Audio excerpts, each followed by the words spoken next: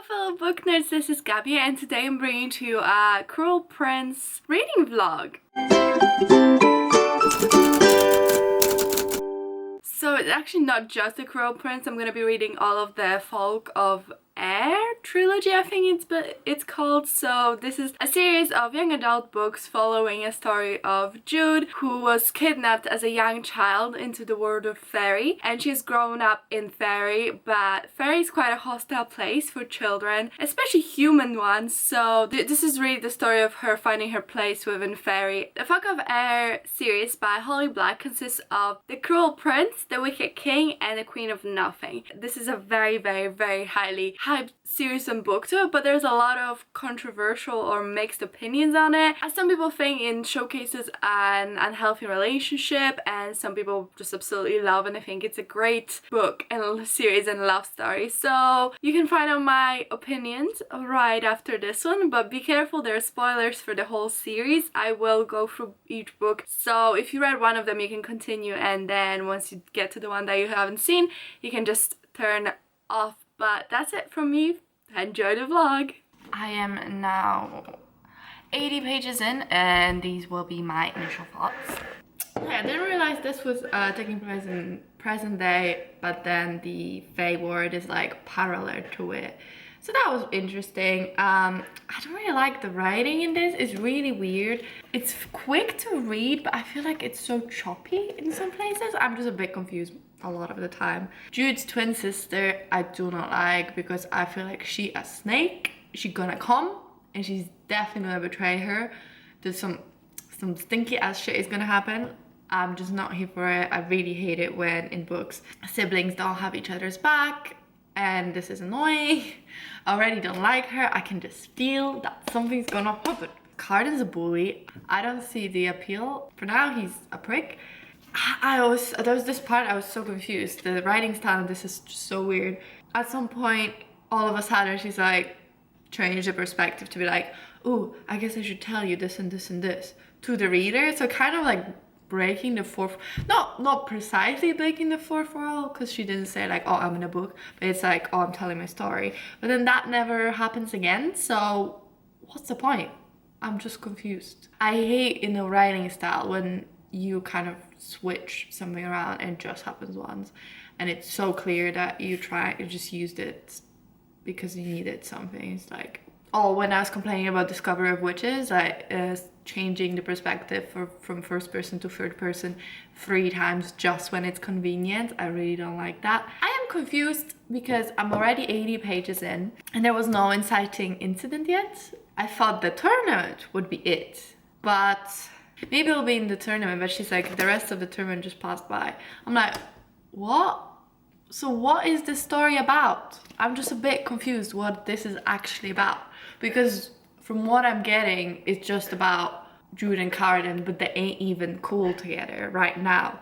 So what is this story about? I love me some angsty romance, but right now I'm not really seeing the romance, you know? It's like, he's a prick, she exists. So, you know, we'll see how it goes, but I'm excited. I like Prince Diana as well. I feel like this might be inciting incident. Maybe something will happen. Finally. Only 85 pages in, so, you know. Here's the hope. See, it kind of makes sense that the way it's written, like, for example, she says, basically, like, everything about fairy geeses are awesome, but also they suck. It's like, the wording makes me be like, that's not very fancy, is it? But then when you consider it's actually present time, it kind of makes sense. But then when you consider she grew up in the high fairy court where they don't speak like that, it makes a bit less sense. So it's like, I don't know what I'm trying to say, but it is like that. So the whole tournament is kind of built up in the first like 70 pages to be like, wow, this is the thing. I was kind of expecting it to be like the importance of like Selena's trials. It's more like it's talked about and then everyone's like, oh no, but you can't, like the whole big thing is Cardan tells her not to compete, and then she competes because it's so important to her, and then the tournament's over in like 2 pages, like, and now we're just like this whole new thing and it wasn't even important. I don't understand why it was there. It's just a bit strange, you know? Story structure is a bit weird, I'm not gonna lie. See, I don't understand this. When like they're literally prophecies and then no one's interested, like it's a freaking prophecy! You will know the future! The future! It's so cool! And like prophecies are so cool. And if I could see the future, I'd be like all up in that. Would I? Yeah, I would. I would be still interested. Should I know? Probably not. I just like look at different people's futures, you know? I think it's just so interesting. And they're all like, oh, it's for hugs and whatever. Well, I guess I'm a hug because I want to see a future. So I'm pretty sure that he's crazy and he's a psychopath and he is gonna murder her. So, yep. So I'm starting to feel some of the sexual tension. Not that anything happened or anything, but I feel like it will. And also the vlog guy, I feel like he's gonna do something really awful because it's not like we can have nice guys that you just like as much, you know. I am 250 pages into Cruel Prince and the coronation scene just happened. So everyone's dead. I did not expect it. I maybe didn't expect everyone to die, but at the same time, if Cardan's to be a king, everyone else needs to die because like no one's gonna make him a king if anyone else is alive, you know. I kind of expected it. I expected Jude's dad to be kind of a traitor, and the thing is like I just don't care. Yeah, all the characters I saw in the developed, it just feels like the plot is just a bunch of things happening, but it just has no coherence in themes, and I don't know, it just feels like a lot of different scenes put together. But it's a really quick read, that's the thing. I've been like flying through it. I knew Tyne was a little bitch, and I knew Doc would be a little bitch, and I was right. 180 pages in, and the whole big thing about why people like the Cruel Prince series is the romance, but there's no romance.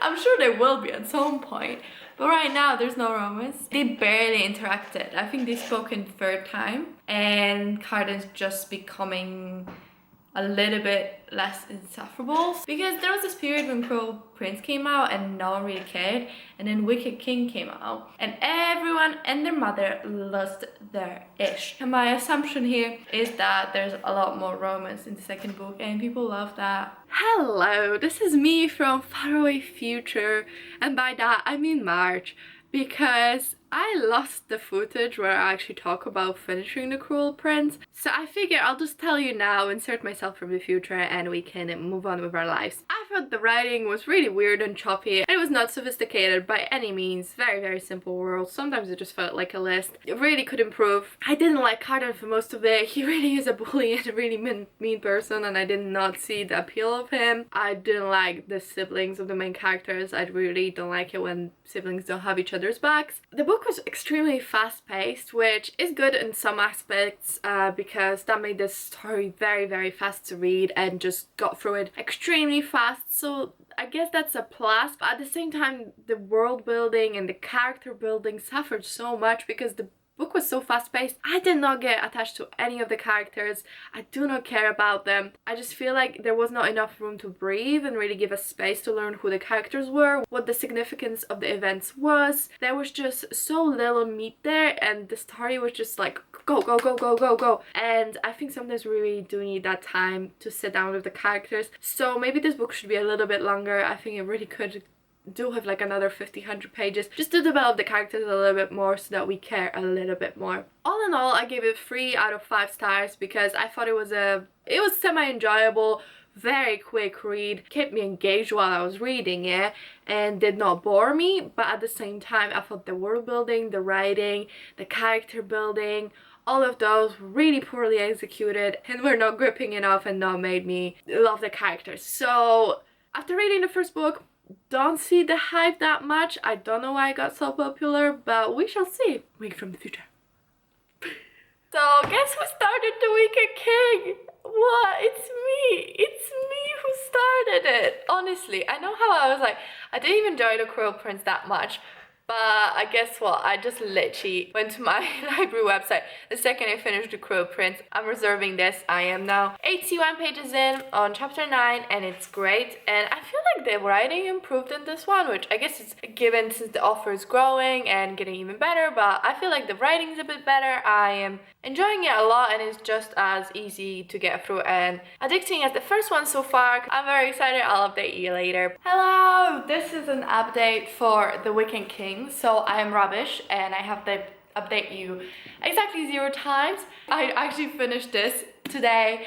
I am really sorry for the shittiness of this vlog because I barely updated you, but it was so good. I couldn't stop reading. I was at university and I had like an hour to spare and I just sat down in the middle of a busy cafe and I finished it.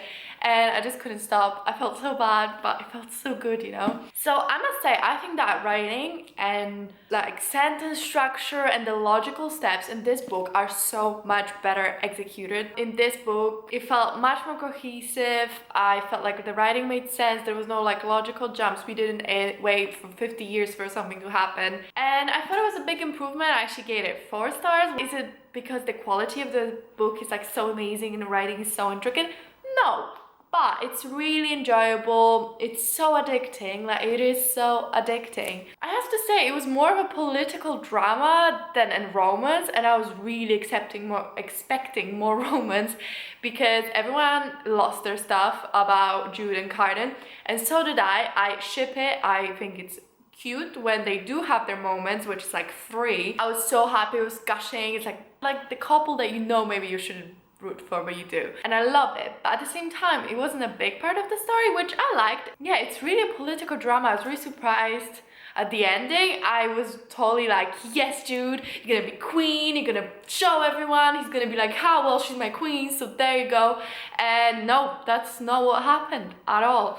Like, I really like that Cardan actually outmaneuvered her, like a game of chess, you know, that you're watching. And at first it wasn't maybe that exciting, but I'm getting into it. It was really nice to see him outmaneuver her, to show that he's not just cruel, he's also like wicked or like smart, whatever. I thought it was really interesting. I thought the choice to put her in exile was interesting. I'm sure that's gonna be rectified in like 5 pages. I'm really hoping for maybe a bit more romance in the next one because I am a sucker for romance. One thing I was wondering is if he decided that he's going to exile her as they got married, or did he only decide that once he found out that she killed his brother? I'm really curious to learn that. For me, it felt quite genuine, and then he became really disengaged once he found out. So maybe it was more like, oh, I actually can't trust you. Even when we were square with each other, you still kept secrets. Why is there so many banging noises in his house? Like, there's no one here. What's the banging? But this was so good, and I'm really gonna try to vlog more when I'm reading Queen of Nothing. There's so many mixed reviews though. I feel like no one cared about Cruel Prince. Then Wicked King, everyone lost their marbles. And then Queen of Nothing, people either love, like 5 stars, or hate, like 2 stars. It seems to be quite divisive, so I'm really curious to see where I land. What I expect from it? More political drama, because apparently this is what it's about. I really hope there's gonna be a bit more of romance. And you know what? I really want to see Jude win. Even if she's not with Cardan at the end of it. If she's just like literally just the queen, I'm into it. I'm really into it. I really hope it's not like she goes to the human world for good or whatever. I actually really like power obsessed characters because I just think there's something really enticing about them. And there's something really honest. And I just think it's so interesting to have a power hungry character. I really hope she actually gets it, you know, because I feel like power-hungry characters or ambitious characters, they get snubbed. They never get anything. If they do, they get it for 5 minutes and then they lose it. And I get that there's a lesson there. Maybe don't be power-hungry. Maybe it's not nice. But, you know, it's fiction. I just want to see someone who's actually like, you know what, I'm ambitious. I am actually power hungry. I want this. I want to feel powerful. I want to be respected. Like, I love people like, yes, I want to be respected and people are respected. I love that. I just love when like this character came from nothing, grows, and people actually respect that. You know what, Cardan, whatever. If he lives, if he dies, I just want Jude on the throne. I guess she's immortal because apparently mortals can get old while they're in fairy. So I'm a bit fuzzy on that because she's been growing since she was a child. I just wanted to become the queen and just like rule over everyone and just become this legend, this like unmovable, like godlike character. That's what I want for her. I really think that could work. It can't work with every character. It really needs to be a well-made character. And I don't know if Jude is that, but I feel like she's the one that's actually really developed. Like, there's still underdeveloped characters in this book. I still really don't care about anyone except for Jude and Cardan. I got so passionate about this for some reason. I know that Cruel Prince has really mixed opinions about the romance and stuff, but really it's a fictional couple and it's important to explore different avenues. I just think it's interesting. The Cruel Prince, meh, but addicting. This one, but addicting. If you didn't like Cruel Prince, give a Wicked King a chance. I really would. I thought it was interesting. I can't wait for Queen of Nothing. Thank you for coming to my TED Talk. Bye. Hello, I am back. It's been months, don't ask too many questions, and I am back with this little bad boy. I have started this yesterday, and I am on page 166. So I have not done the same thing as last time and just read everything without filming it.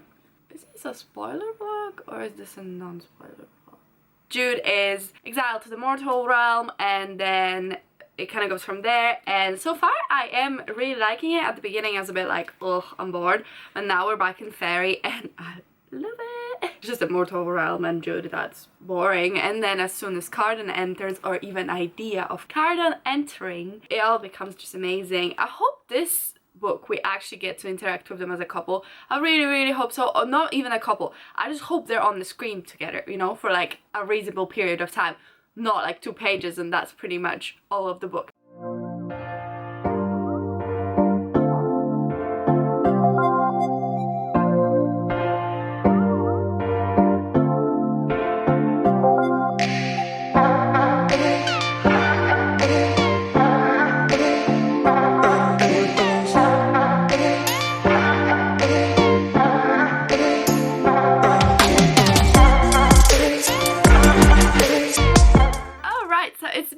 Days since I finished Queen of Nothing, and I thought there's time for some final thoughts, conclusions, what I think about the series as a whole, what I think about the last book. So the series as a whole, I think it's really enjoyable. The books are very fast to read. You will get through them like that. I don't think that the relationships are as toxic as everyone says. Yes, they're bad to each other, but they're bad to each other, so it's kind of like you get what you give kind of thing, which in this world no one's perfect, no one's like squeaky clean, literally everyone's corrupted in some way. So I feel like it's working for me. I liked it. As for Queen of Nothing, the last book, I must say it was a bit of a disappointment. I did read it very quickly and I did enjoy myself, so I feel like I enjoyed all the things that happened, every plot point and stuff. It just feels like it was too short. It could have been twice as long. All of the books could really use with some extending. Normally I feel like the books are too long because they're padding, but in this instance I really feel like it could use that because it felt like bam bam and we're done. If you break it down and write it down like a bullet point, I'm happy, but